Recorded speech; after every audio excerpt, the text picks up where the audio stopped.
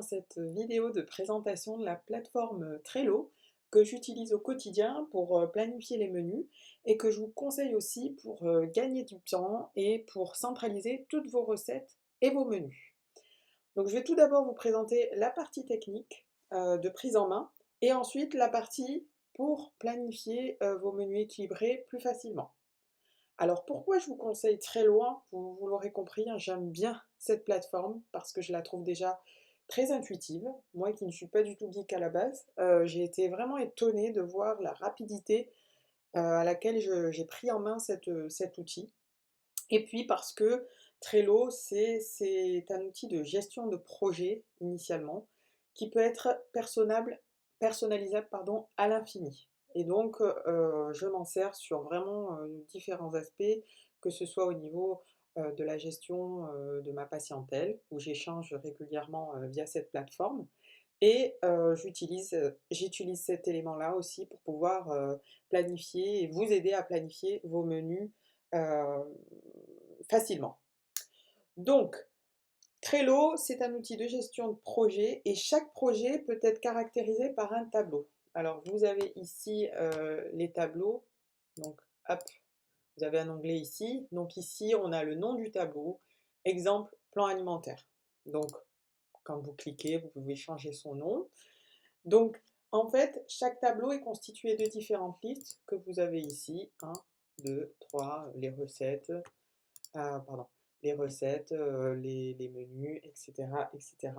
Et dans chaque liste, vous aurez aussi différentes cartes. Ici, vous allez avoir des cartes pour vous expliquer un peu ce que je vous dis là en vidéo. Les cartes recettes. Dès que vous cliquez, hop, voilà, il apparaît la recette.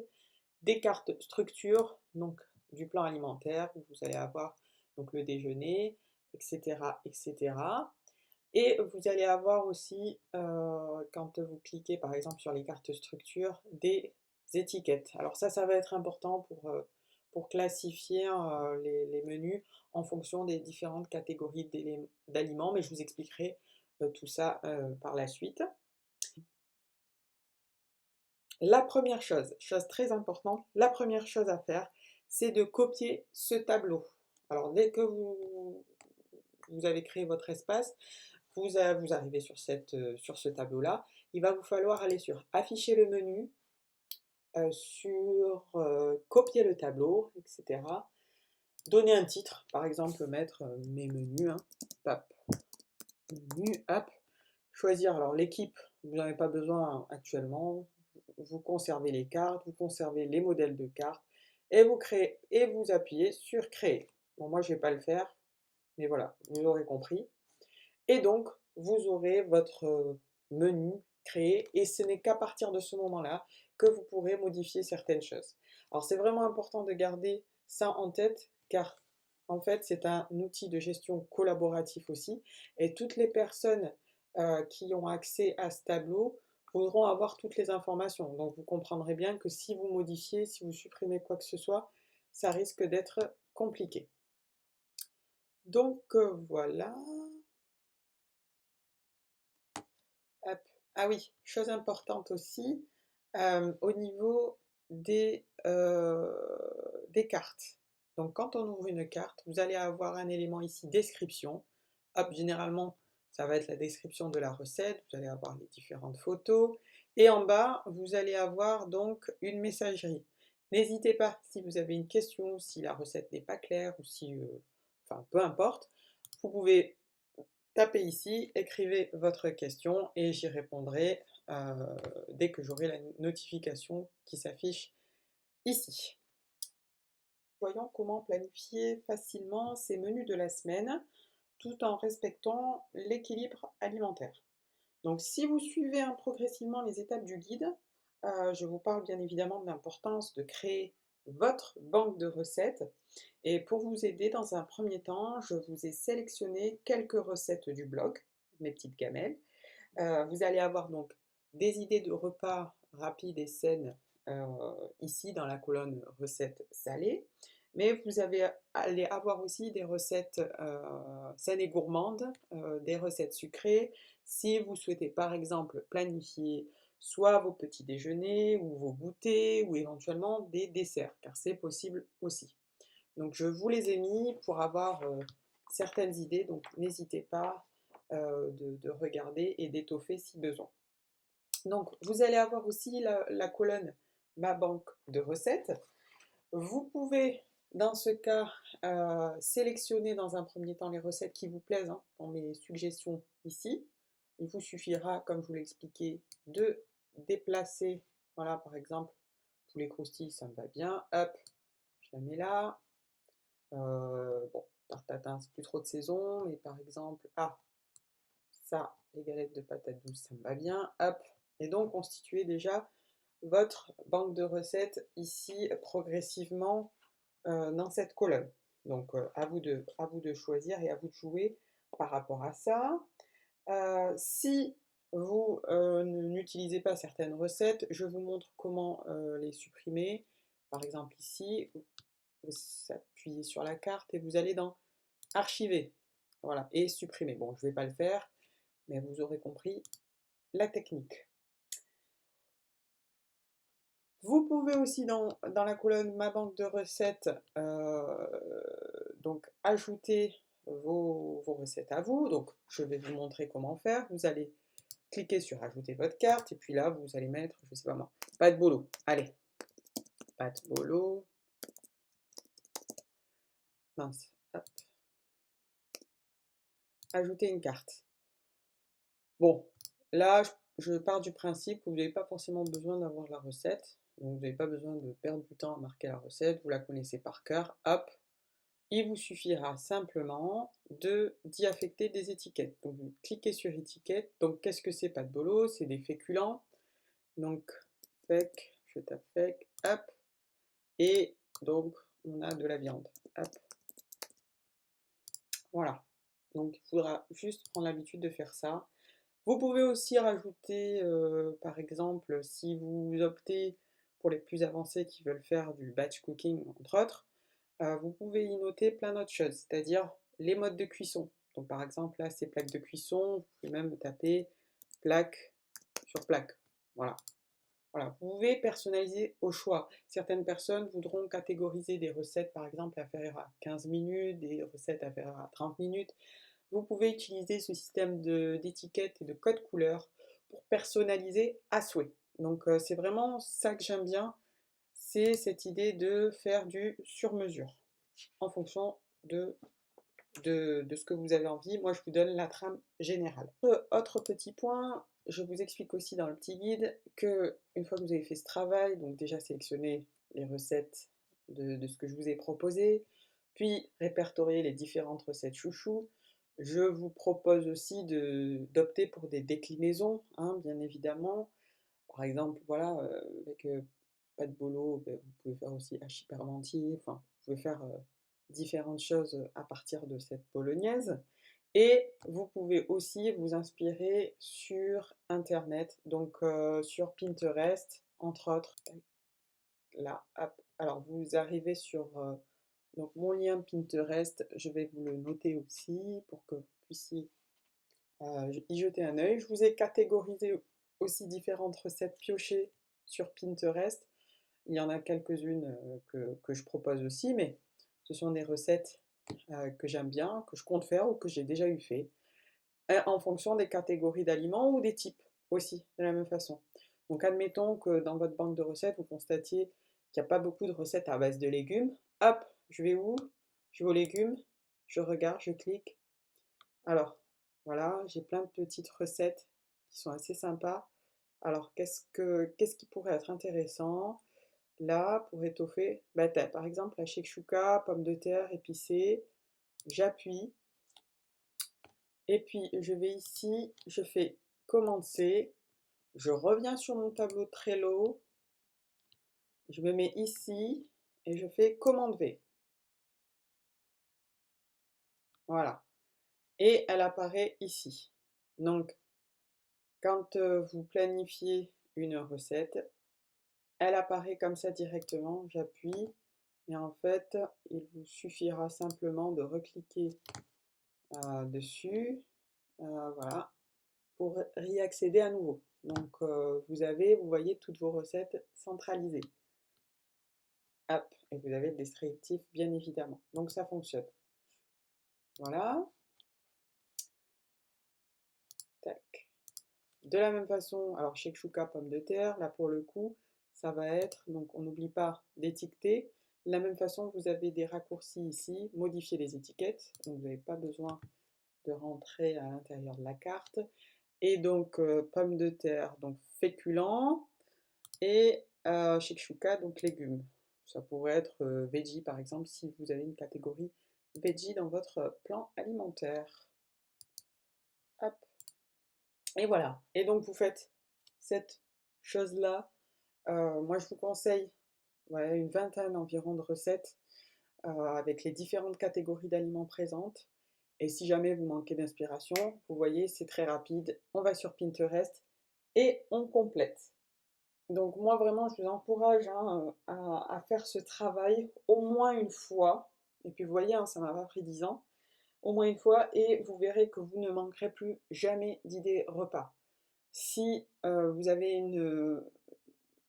une recette qui vous tente bien et que vous avez du mal à vous imposer des deadlines, par exemple, vous pouvez aussi vous dites, voilà, celle-là, j'aimerais bien la faire et je voudrais aussi un rappel, par exemple, pour être sûr de la faire avant la semaine prochaine.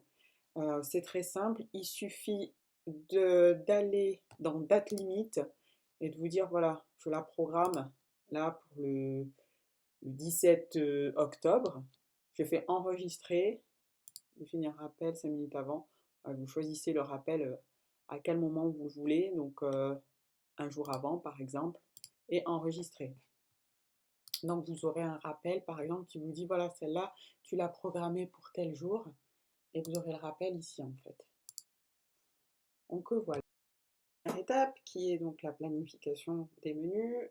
On a établi notre banque de recettes et à partir de cette banque, il va nous être très très facile de remplacer les différentes suggestions en fonction du plan alimentaire.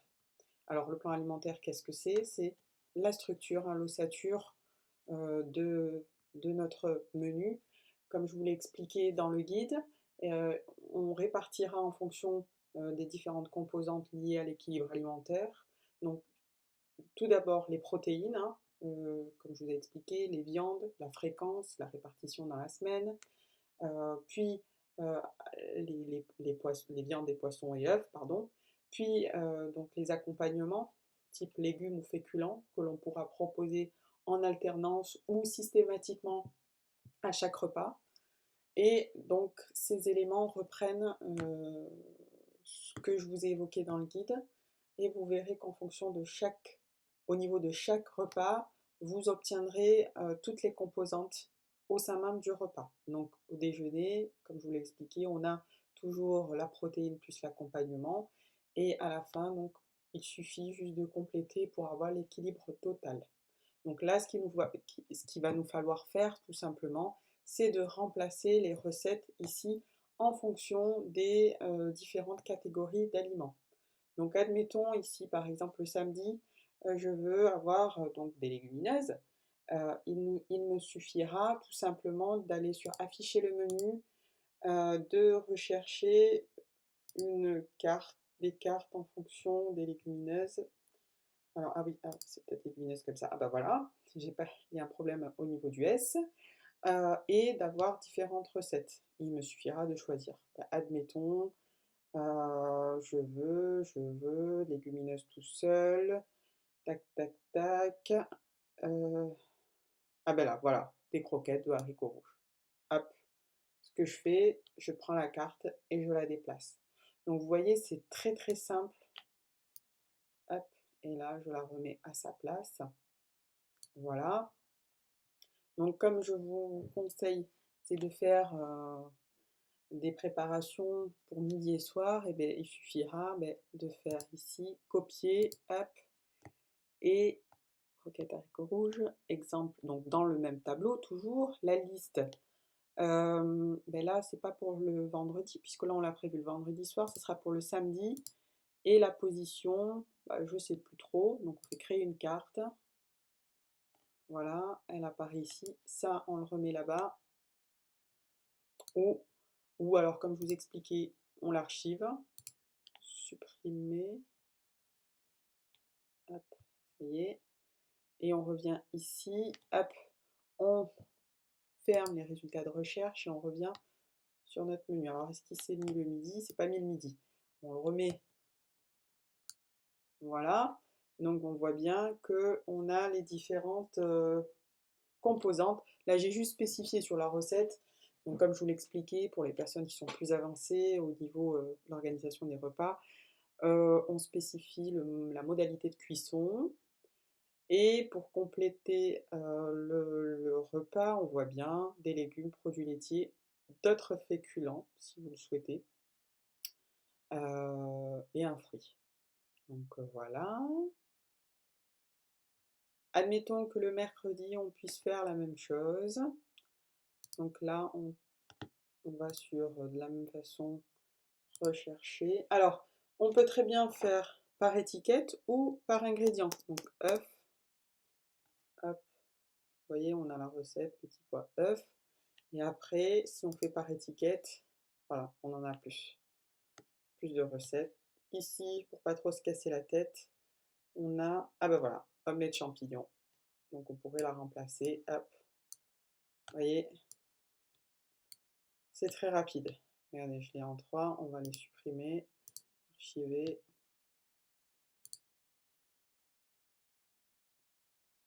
Archiver, hop, voilà. Et ici, on fait copier pour l'avoir le lendemain midi. Si c'est une déjeuner, voilà. Et voilà.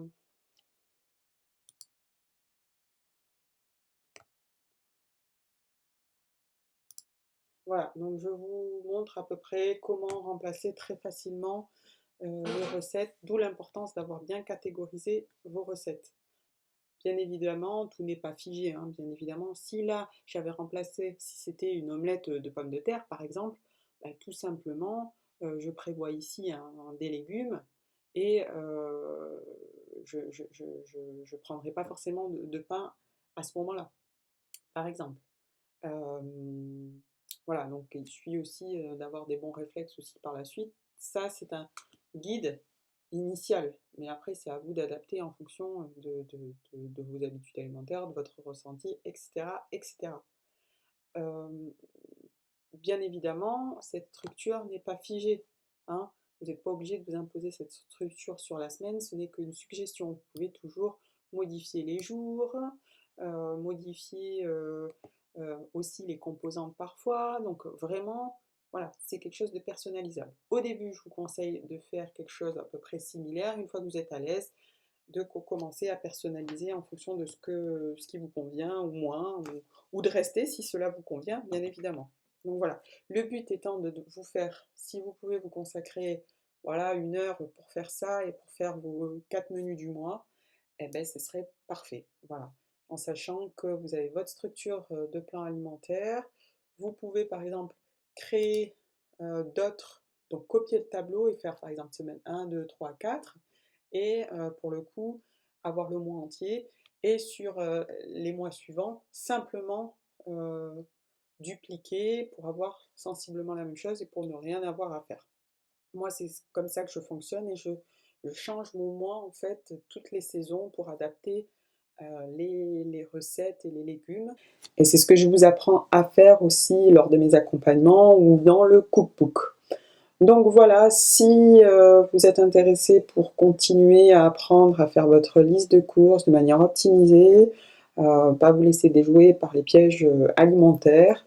Si vous souhaitez apprendre à anticiper vos repas comme une pro, sachez qu'aussi ça c'est une étape importante. Que l'on parle de batch cooking, meal prep, lunchbox, je peux vous aider aussi. Donc n'hésitez pas à voir toutes les infos sur le site mespetitesgamelles.com et moi je vous dis à très vite.